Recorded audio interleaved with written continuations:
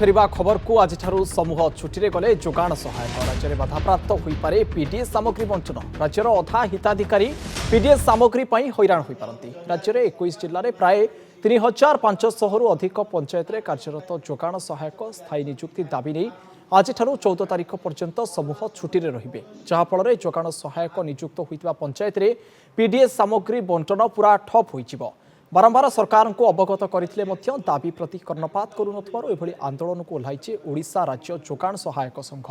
एने भुवनेश्वर में सांबादिक सम्मेलन कर सूचना देते संघ सभापति संजीव कुमार दास दाबी पूरण नहेले पुणी राजरास्ता राज्य सरकार विरुद्ध में आंदोलन को ओह्लाइबा चेतावनी देछि संघ। अब एत वर्ष कम कर सारा भी आमको जो आम कमिशनर थे श्रीजुक्त मधुसूदन पाड़ी एक्स प्रिंसिपल सेक्रेटरी थे सी गोटे पढ़ी जोगाण सहायक कंट्राक्चुअल बेसिक लेटर बाहर करते